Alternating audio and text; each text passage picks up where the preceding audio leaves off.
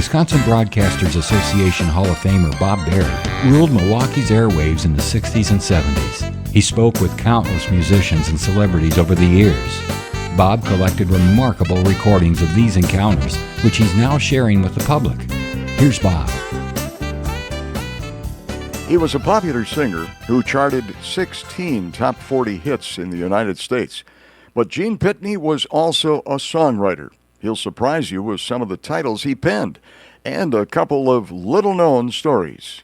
Gene Pitney has joined us here this morning on the Bob Berry Early Morning program. I wonder how many people know that Gene Pitney has written a lot of songs besides his own songs. He's done some writing for other people. He's a Rebel, you wrote, right? He's a Rebel has been a tremendous copyright because it's just, other than the original Crystals version and the Vicky Carr, it seems to come up somewhere in the world. It gets recorded and becomes a hit like every couple of years. The biggest one of all, though, which has virtually been in every country in the world, is Hello Mary Lou, originally the Rick Nelson. Yeah, right. Rubber Ball, Bobby V.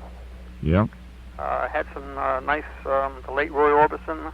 Had a free ride with Roy. I had a thing called Today's Teardrops, which was the B-side of Blue Angel. That's when I found out that you get paid the same money for the backside of a record as you do for the front. Yeah, I never realized that. Yeah, I mean, you don't get any performance money because it doesn't get played like the A-side. But yeah, as far as records sold, it's the same thing. How about that? That's great. Well, let's go into some story that you have about one of your songs, and then we'd like to play it. Maybe something that hasn't been told too much. Well, it's been told before, but a lot of people don't realize it because I still have people calling me that watch, like, the motion picture, The Man Who Shot Liberty Valance. Yeah. And they stay up and watch the whole thing and go all the way through the end waiting for the song. And it never comes on. And they call up and say, hey, what happened? They take the song out of the movie. And the song never actually was put in the movie. It was just a bureaucratic mistake. After having success with Town Without Pity, like all kinds of offers came in to do motion picture themes. And Burt Bacharach and Hal David wrote the song, which was terrific. And it had John Wayne, Jimmy Stewart, and Lee Marvin for a cast. It was directed by John Ford. I mean, it had all the ingredients. So we had to go with that.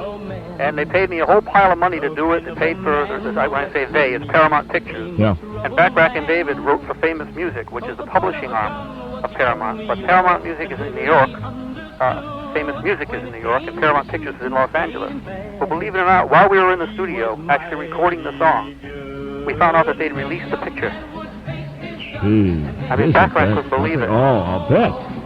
And then I found out a real trivia piece about 3 or 4 years ago, that the score that they did use, which I thought was just incidental music, because I've always said to people that it would have helped the film so much. I don't care whether I was singing it or not, but the song would have helped the film so much. But what they ended up using was a 1938 score from a Henry Fonda film called Young Mr. Lincoln. Gee. And why they did that, I have no idea. Yeah, right. Hi, this is Gene Pitney, and we're listening to Bob Berry Early Morning. I hope you remember a song of mine called Town Without Pity. Well, I want to tell you that Bob has no pity on you. He's going to stay here until 10. Bob Berry. Thank you for listening to Bob Berry's Unearthed Interviews. Be sure to subscribe and rate our podcast on iTunes or wherever you find your podcasts. You can find all the episodes at WisconsinBroadcastingMuseum.org. Check out Bob Berry's book, Rock and Roll Radio Milwaukee. Book sale proceeds support Angels Kids Fund and Donate Life Wisconsin. The preceding program was made possible by a generous contribution from Terry Barnes.